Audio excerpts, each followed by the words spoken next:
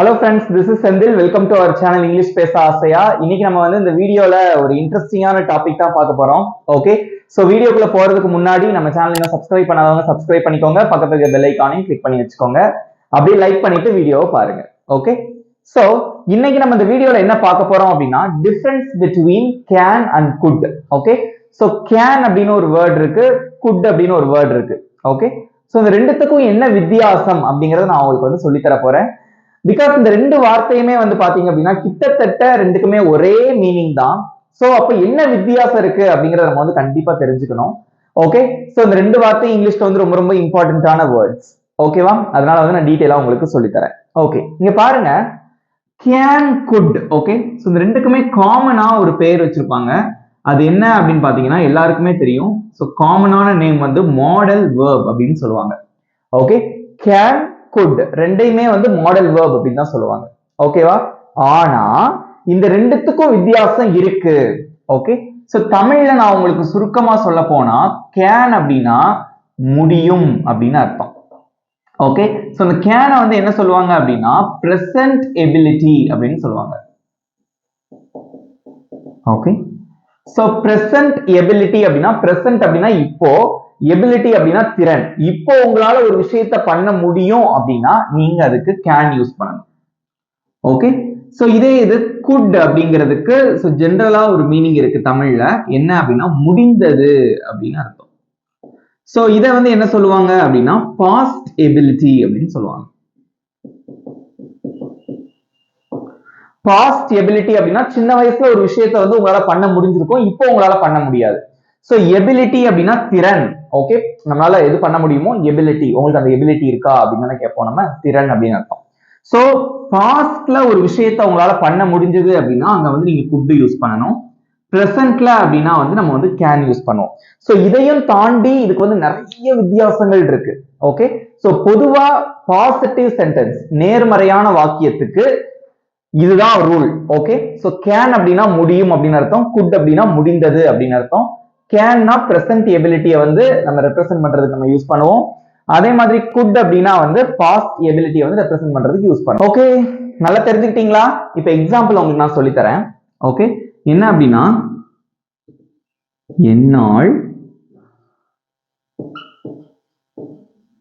என்னால் ஓட முடியும் அப்படின்னு இருக்கு. ஓகே, என்னால் ஓட முடியும், ஓடுறதுன்னா ரன். ஓகே, ஓட முடியும் அப்படின்னா இப்போ உங்களால ஓட முடியும் அப்படின்னு அர்த்தம். இதே பாஸ்ட்ல சொல்லணும் எப்படி சொல்லுவீங்க? என்னால் ஓட முடிந்தது அப்படின்னு நம்ம சொல்லுவோம். என்னால் ஓட முடிந்தது. ஓகே, சோ இங்க பேர்லயே உங்களுக்கு தெரியும் முடியும் அப்படின்றது, இங்க முடிந்தது அப்படின்னு இருக்கு. ஓகே, இது பிரசன்ட்ல உங்களால பண்ண முடியும், பட் இந்த விஷயம் பாஸ்ட்ல உங்களால பண்ண முடிஞ்சிருக்கும். சின்ன வயசா இருக்கும் போது என்னால ஓட முடிந்தது, தட் மீன்ஸ் என்ன அர்த்தம்? இப்ப நம்ம அதை பண்ண முடியல அப்படின்னு அர்த்தம். ஓகே, சோ இதுக்கு நம்ம சென்டென்ஸ் ஃப்ரேம் பண்ணலாம். உங்களுக்கு மாடல் வேர்ப் நான் சொல்லி கொடுக்கும் போதே சொல்லி கொடுத்திருந்தேன். எப்பவுமே இந்த ரெண்டுத்தோட ஸ்ட்ரக்சர் ரொம்ப ரொம்ப சிம்பிள். என்ன அப்படின்னு பாத்தீங்கன்னா முதல்ல சப்ஜெக்ட் வரும், அதுக்கு அடுத்து கேன்ங்கிற வார்த்தை அல்லது குட் அப்படிங்கிற வார்த்தை. இந்த ரெண்டுல எது அப்படிங்கிறது நம்ம தான் தீர்மானிக்கணும். ஓகே, அது நான் உங்களுக்கு சொல்லி கொடுத்திருக்கேன் அந்த வித்தியாசம். இந்த ரெண்டுல ஏதாவது ஒண்ணு வரும், அதுக்கப்புறம் என்ன வரும் அப்படின்னு பாத்தீங்கன்னா வெர்ப். ஓகே, சோ இது ஜெனரல் ஸ்ட்ரக்சர். ஓகேவா, ரொம்ப சிம்பிள். ஓகே, முதல்ல சப்ஜெக்ட் வரும், அடுத்து மாடல் வெர்ப் கேன் அல்லது குட் வரும், அடுத்து வெர்ப் வரும். ஓகே, சோ ஃபர்ஸ்ட் ஒன் எல்லாரும் ஆன்சர் பண்ணுங்க பார்க்கலாம். என்னால் ஓட முடியும் அப்படின்னு இருக்கு, அப்போ இது பிரசன்ட் எபிலிட்டி, முடியும், இப்போ உங்களால முடியும். ஓகே, அப்ப நம்ம கேன் யூஸ் பண்ணணும். முதல்ல சப்ஜெக்ட் வரும், எது சப்ஜெக்ட்? என்னால் அப்படின்னு என்ன அர்த்தம்? நான் அப்படின்னு அர்த்தம் இல்லையா? சோ ஐ போட்டாச்சு. அடுத்து என்ன வரும்? கேன் அல்லது குட் வரும். இந்த இடத்துல என்ன யூஸ் பண்ணுவீங்க? கேன். ஆன்சர் தெரிஞ்சவங்க கமெண்ட்ல சொல்லிட்டே வாங்க. ஓகே, சோ ஐ கேன் போட்டாச்சு. ஐ கேன் அப்படின்னா என்னால முடியும் அப்படின்னு அர்த்தம். Okay, next verb. இங்க எது வெர்ப்? ஓடுறது. அதுக்கு என்ன இங்கிலீஷ்ல? ரன். அவ்வளவுதான். ஓகே, சோ இப்ப ரீட் பண்ணுங்க பார்க்கலாம். ஐ கேன் ரன், என்னால ஓட முடியும். இதே என்னால வேகமா ஓட முடியும் அப்படின்னா ஐ கேன் ரன் ஃபாஸ்ட் அப்படின்னு சொல்லலாம். Okay, right. நெக்ஸ்ட், என்னால் ஓட முடிந்தது. Okay, past ability. ஓகே, சின்ன வயசா இருக்கும் போது வேகமா ஓட முடிந்தது அப்படின்னு அர்த்தம். ஓகே, சோ இதை எப்படி இங்கிலீஷ்ல சொல்லலாம்? ஃபர்ஸ்ட் சப்ஜெக்ட் என்ன? என்னால் அப்படின்னு இருக்கு, நான் அப்படின்னு அர்த்தம், ஐ போட்டாச்சு.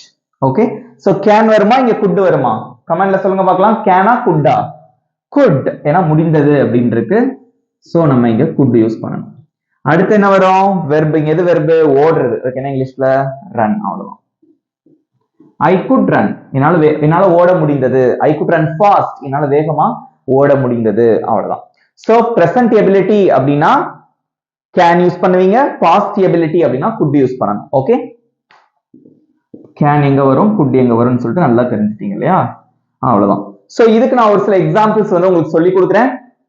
சொல்லி கொடுத்துட்டு அதுக்கப்புறம் இதை யூஸ் பண்ணி எப்படி கேள்வி கேட்கறதுல என்ன வித்தியாசம், கேனுக்கும் குட்டுக்கும் கேள்வி கேட்கறதுல என்ன வித்தியாசம் அப்படிங்கறத நான் உங்களுக்கு சொல்லி தரேன். ஓகே ஓகே சார், நான் இன்னும் ஒரு 2 எக்ஸாம்பிள் சென்டென்சஸ் வந்து நான் உங்களுக்கு கொடுத்துருக்கேன். என்னால இதை செய்ய முடியும், என்னால இதை செய்ய முடிந்தது, ஏதோ ஒரு விஷயம்.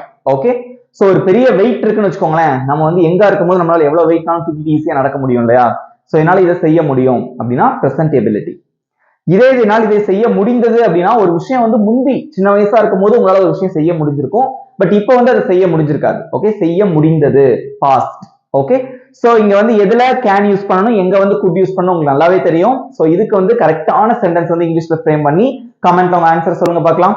சோ ஃபர்ஸ்ட் ஒன், என்னால் இதை செய்ய முடியும் அப்படின்னு இருக்கு. முடியும் அப்படின்னா என்ன வரும்? கேன் தான் யூஸ் பண்ணுவீங்க. ஓகே, அதோட ஸ்ட்ரக்சர் ரொம்ப சிம்பிள். முதல்ல சப்ஜெக்ட் வரணும், அடுத்து கேன் அல்லது குட் வரும், அடுத்து வெர்பு வரும். ஓகேவா? சப்ஜெக்ட்டுக்கும் வெர்புக்கும் இடையில கேனா குட்டா அப்படிங்கறத நீங்க தான் டிசைட் பண்ணணும். Okay right. சோ இங்க பாருங்க, என்னால இதை செய்ய முடியும். இதுல இது சப்ஜெக்ட் ஐ. ஓகே, போட்டாச்சு. பொதுவா நல்லா தெரிஞ்சுக்கோங்க, பொதுவா நம்ம வந்து ஐ அப்படிங்கிற சப்ஜெக்டோடையும் யூ அப்படிங்கிற சப்ஜெக்டோடையும் மட்டும்தான் இந்த கேன் குட்டை நம்ம அதிகமா பயன்படுத்துவோம். Okay right. சோ இங்க பாருங்க, ஐ போட்டாச்சு. அடுத்து என்ன வரும்? கேன் வருமா குட் வருமா? முடியும் அப்படின்னு இருக்கு. அப்ப என்ன வரும்? கேன். I can. எது வெர்பு? செய்ய, செய்யறது. ஓகே, செய்யறதுக்கு என்ன இங்கிலீஷ்ல? do. Okay, I can do. இதை அப்படின்னு இருக்கு, அதுக்கு என்ன இங்கிலீஷ்ல? this. அவ்வளவுதான். சோ இதை ரீட் பண்ணி பார்க்கலாமா? I can do this. I can do this. என்னால இதை செய்ய முடியும். இதே என்னால இதை செய்ய முடிந்தது, இப்ப முடியாது. ஓகே, செய்ய முடிந்தது. முடிந்தது அப்படின்னு வந்திருக்கு. அப்ப என்ன யூஸ் பண்ணுவீங்க? குட் தான் யூஸ் பண்ணணும். ஓகே, ஃபர்ஸ்ட் என்ன வரும்? சப்ஜெக்ட் ஐ தான், கேனுக்கு பதிலா குட் வரும். அவ்வளவுதான். Okay, I could do this. Okay, I could do this அப்படின்னா என்னால இதை செய்ய முடிந்தது அப்படின்னு அர்த்தம். சோ நல்லா புரிஞ்சுக்கிட்டீங்களா? சோ ஒரு விஷயம் இங்க நல்லா ஞாபகம் வச்சுக்கோங்க, கேன் அப்படிங்கறத எங்க யூஸ் பண்ண நல்லா தெரிஞ்சுக்கோங்க, குட் அப்படிங்கறத எங்க யூஸ் பண்ண தெரிஞ்சுக்கோங்க. பிகாஸ் நம்ம இதை அடிக்கடி பயன்படுத்துவோம். ஓகே, சோ இன்னொரு எக்ஸாம்பிள் பார்க்கலாமா? ஓகே ஃப்ரெண்ட்ஸ், நெக்ஸ்ட் எக்ஸாம்பிள், உன்னால் நன்றாக படிக்க முடியும், உன்னால் நன்றாக படிக்க முடிந்தது. ஓகே, சோ முடியும் முடிந்தது எங்க கேன் யூஸ் பண்ணுவீங்க, எங்க குட் யூஸ் பண்ணுவீங்க? உங்க ஆன்சரை கமெண்ட்ல சொல்லுங்க பார்க்கலாம். இங்க எது சப்ஜெக்ட்? உன்னால் அப்படின்னா நீ அப்படின்னு அர்த்தம் இல்லையா? So you. முடியும்னு வந்திருக்கு, அப்ப கேன். அடுத்து வெர்ப் எது? படிக்கிறது, அதுக்கு என்ன இங்கிலீஷ்ல? ஸ்டடி. நன்றாக அப்படின்னு இருக்கு மிச்சம். சோ நன்றாக அப்படின்னா என்ன இங்கிலீஷ்ல? வெல். அவ்வளவுதான். You can study well. You can study well. Okay, உன்னால் நல்லா படிக்க முடியும். உன்னால் நன்றாக படிக்க முடிந்தது. Okay, so once upon a time உன்னால நல்லா படிக்க முடிஞ்சிச்சு. ரைட், இது வந்து பாஸ்ட் எபிலிட்டி. அப்ப என்ன வருவீங்க? முடிந்தது அப்படின்றது குட் வரும். ஓகே, ரொம்ப சிம்பிள். கேனுக்கு பதிலா குட் வர போகுது. அவ்வளவுதான். சோ என்ன போடுவீங்க? You good study well. அவ்வளவுதான். யூ குட் ஸ்டடி வெல், உன்னால நல்லா படிக்க முடிஞ்சிச்சு. ஓகே, இப்ப நல்லா தெரிஞ்சுட்டீங்களா? கேனுக்கும் குட்டுக்கும் வித்தியாசம் உங்களுக்கு நல்லா தெரிஞ்சிருக்கும் அப்படின்னு நினைக்கிறேன். சோ இதுக்கப்புறம் நான் உங்களுக்கு என்ன சொல்லி கொடுக்க போறேன் அப்படின்னா, கேனோட நெகட்டிவ் ஃபார்ம், அப்புறம் குட்டோட நெகட்டிவ் ஃபார்ம். ஓகே, கேனோட நெகட்டிவ் ஃபார்ம் என்ன? can't. குட்டோட நெகட்டிவ் ஃபார்ம் என்ன? could not அல்லது couldn't. ஓகே, சோ அத பத்தி கொஞ்சம் டீடைலா சொல்லி கொடுத்துட்டு அதுக்கப்புறம் வந்து கேள்வி கேட்கறதுல என்ன வித்தியாசம் அப்படிங்கறதை நான் உங்களுக்கு சொல்லி தரேன். ஓகே ஓகே, சோ நெக்ஸ்ட் வந்து என்ன சொல்லி தர போறேன் அப்படின்னா, இங்க பாருங்க, can இதோட negative form. Okay, negative form என்ன அப்படின்னு பாத்தீங்கன்னா can't. ஓகே, சோ அதே மாதிரி could. சோ இதோட நெகட்டிவ் ஃபார்ம் என்ன அப்படின்னு பாத்தீங்கன்னா couldn't. ஓகே, சோ இங்க பாருங்களேன், can அப்படின்னா நான் தமிழ்ல உங்களுக்கு என்ன சொன்னேன் அப்படின்னா முடியும் அப்படின்னு சொன்னேன். கேன் அப்படின்னா முடியும் அப்படின்னு சொன்னேன். ஸோ காண்ட் அப்படின்னா காண்ட் அப்படின்னு நம்ம பொதுவாக வாசிக்கிறோம், பட் அப்படி வாசிக்காதீங்க. காண்ட்னு சொல்லலாம், பட் அதை விட ப்ரொஃபஷனலா எப்படி வாசிக்கலாம் அப்படின்னா கேன்ட். அது உங்களுக்கு சொல்லித்தரேன், எப்படி வாசிக்கணும்னு சொல்லித்தரேன். ஸோ கேன்ட் அப்படின்னா முடியாது அப்படின்னு அர்த்தம். Okay, right. ஸோ குட் அப்படின்னா என்ன சொன்னேன் நானு? முடிந்தது அப்படின்னு சொன்னேன், பாஸ்ட், முடிந்தது. couldn't அப்படின்னா முடியவில்லை அப்படின்னு அர்த்தம். ஓகே, சோ என்ன வித்தியாசங்கள் அப்படின்னு நான் உங்களுக்கு சொல்லித்தரேன். ஓகே, சோ ஃபர்ஸ்ட் இந்த வார்த்தைகளை எப்படி வாசிக்கணும் அப்படின்னு நல்லா கத்துக்கோங்க முதல்ல. ஓகே, சோ நல்லா கவனிங்க, ரைட்? சோ இதை எப்படி வாசிக்கணும் அப்படின்னா கேன் கேன் அப்படின்னு வாசிக்கணும். பட் பொதுவா வந்து நம்ம கேன் அப்படின்னு நம்ம அழுத்தி நம்ம வாசிக்க மாட்டோம். ஃபார் எக்ஸாம்பிள் இங்க பாருங்களேன், ஃபார் எக்ஸாம்பிள் உங்களுக்கு சொல்லித்தரேன். ஓகே, ஐ கேன் பிளே, இப்படி ஒரு சென்டென்ஸ் இருக்கு. Okay, I can play cricket, என்னால கிரிக்கெட் விளையாட முடியும் அப்படின்னு இருக்கு. இந்த இடத்துல கேன் நம்ம எப்படி வாசிக்க மாட்டோம்னா ஐ கேன் பிளே கிரிக்கெட் அப்படின்னு நம்ம சொல்ல மாட்டோம். சோ கேன் அப்படின்னு நம்ம இழுத்து சொல்லாம எப்படி சொல்லுவோம் அப்படின்னா கேன், அவ்வளவுதான். I can play cricket, I can play cricket. அந்த ஏ அப்படிங்கறத நம்ம அதிகமா இழுக்க மாட்டோம். சி அப்புறம் என் இந்த ரெண்டு வார்த்தையை வச்சே வாசிச்சு முடிச்சிருவோம். Okay, I can play cricket, I can play cricket. Okay, I can play cricket. Can அப்படின்னு சொல்லாம can, I can play cricket. Okay, ஒரு contracted form மாதிரி. ஓகேவா? இதே இது இங்க பாருங்களேன், இது என்ன சொன்னேன் நானு? CAN apostrophe T. ஓகே, இந்த வார்த்தை எப்படி வாசிக்கணும் அப்படின்னா can, இது வரைக்கும் எப்படி வாசிப்பீங்க?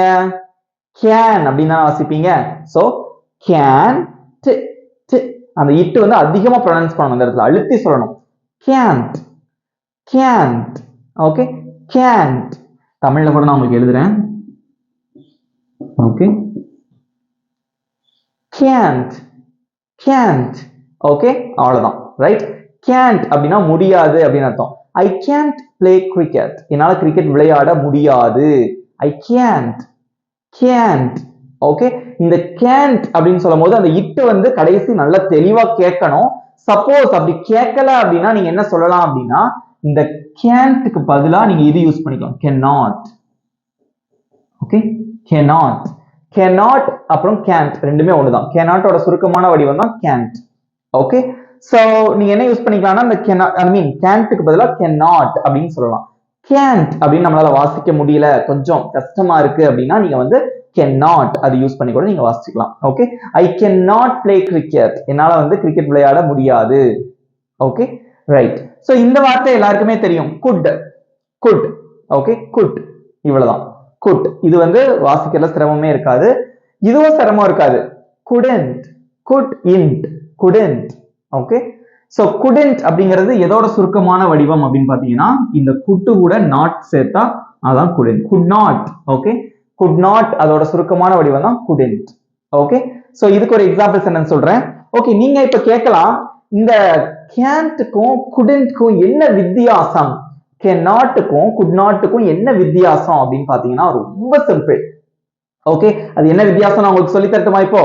சோ இப்போ நான் வந்து ரெண்டு சென்டென்சஸ் நான் உங்களுக்கு எழுதி போட போறேன். இங்க பாருங்க.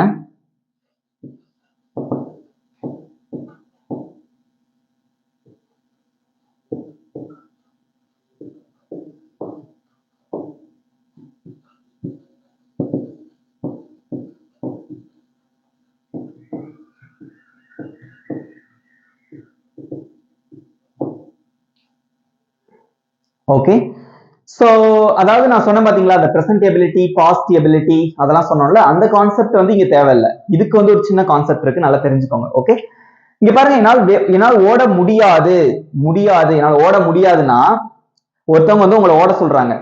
ஓகே, உங்களால ஓட முடியும், பட் இருந்தாலும் இப்போ உங்களுக்கு அந்த இன்ட்ரெஸ்ட் இல்ல, ஓடணுங்கிற அந்த இன்ட்ரெஸ்ட் இல்ல, நான் என்னால ஓட முடியாது அப்படின்னு சொல்றீங்க. பட் இருந்தாலும் உங்களால அதை பண்ண முடியும், மேபி உங்களால பண்ண முடியும். ஓகே, சம்டைம்ஸ் பண்ண முடியாம கூட இருக்கலாம். ஓகே, ரெண்டுக்கும் வாய்ப்பு இருக்கு, பண்ண முடியும் முடியாது அப்படிங்கிற வாய்ப்பு இருக்கு. பட் என்னால் ஓட முடியவில்லை, இதுக்கு என்ன அர்த்தம்னா ஓடி பாக்குறீங்க. Okay, you try to run, நீங்க வந்து ஓடுறதுக்கு முயற்சி செய்றீங்க, உங்களால முடியல. ஒரு விஷயத்த முயற்சி பண்ணிட்டு அதனால பண்ண முடியல அப்படின்னு சொல்றதுதான் முடியவில்லை, could not, அங்கதான் நீங்க யூஸ் பண்ணணும். பட் இங்க வந்து எந்த ட்ரையும் நீங்க மோஸ்ட்லி பண்ணிருக்க மாட்டீங்க. ஓகே, என்னால இதை பண்ண முடியாது. கடைக்கு போயிட்டு வரியா அப்படின்னு கேட்பாங்க. No, I can't go to shop. என்னால வந்து கடைக்கு போக முடியாது. வீட்டுல கேட்பாங்க, கடைக்கு போயிட்டு வரியாடா? No no, I can't go to shop. என்னால வந்து போக முடியாது. டைரக்டா சொல்லுவோம். பட் உங்களால முடியும், பட் இருந்தாலும் நீங்க அதை பண்ண மாட்டீங்க. அந்த மாதிரி சிச்சுவேஷன்ல மோஸ்டா நம்ம வந்து கேன்ட் யூஸ் பண்ணுவோம். ஓகே, முடியாது அப்படிங்கிறது ஒரு விஷயத்தை வந்து ரிஜெக்ட் பண்றது. ஓகே, ஒர்க் பண்றியா? No, I can't work. என்னால ஒர்க் பண்ண முடியாது. ஓகே, பட் இது அப்படி கிடையாது. ட்ரை பண்ணி பார்த்துட்டு பண்ண முடியல. ஓகே, புரியுதா? இங்க பாருங்க, என்னால ஓட முடியல அப்படின்னா ஓடுறதுக்கு முயற்சி பண்ணி பாக்குறீங்க. கால்ல புண்ணு இருக்கோ இல்ல சம்திங் ஏதோ ஒரு ப்ராப்ளம் அப்படிங்கிறதுனால உங்களால ஓட முடியல. You tried. ஓகே, ட்ரை பண்றீங்க, முடியல.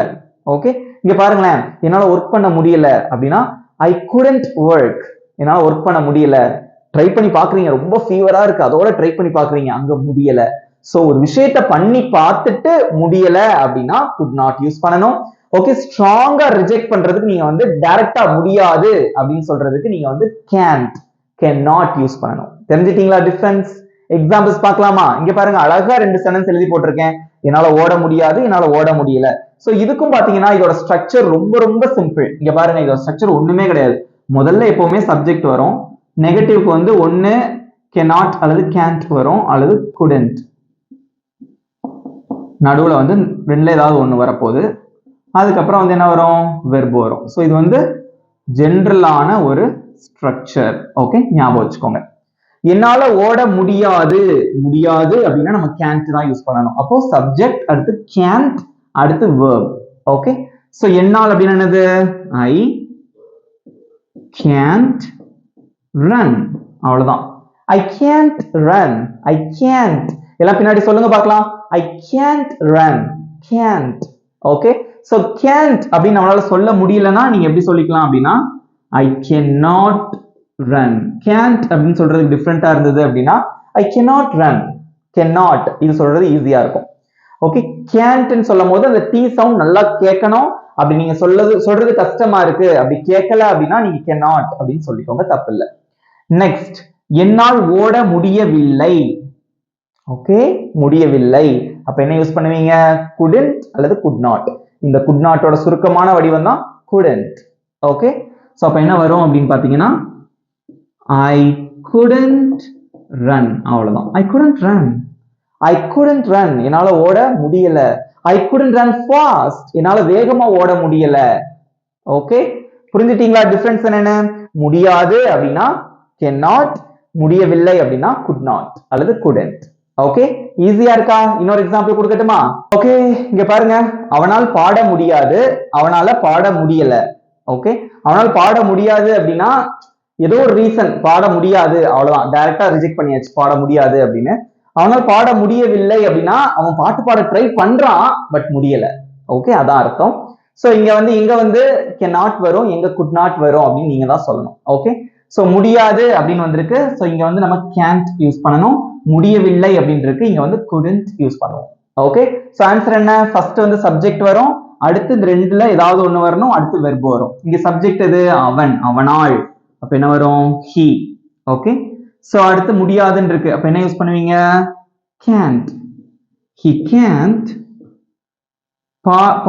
பாடுறதா அந்த இடத்துல வெர்ப். பாடுறதுக்கு என்ன இங்கிலீஷ்ல? sing. he can't sing. he can't sing அல்லது he cannot sing. ஓகே, அவனால பாட முடியாது. நெக்ஸ்ட், அவனால் பாட முடியவில்லை. ஓகே, அப்ப என்ன வரும் இங்க? couldn't. ஓகே, சப்ஜெக்ட் வரும், அடுத்து couldn't வரும், அடுத்து verb வரும். சோ இந்த can't பதிலா couldn't வரும், அவ்வளவுதான்.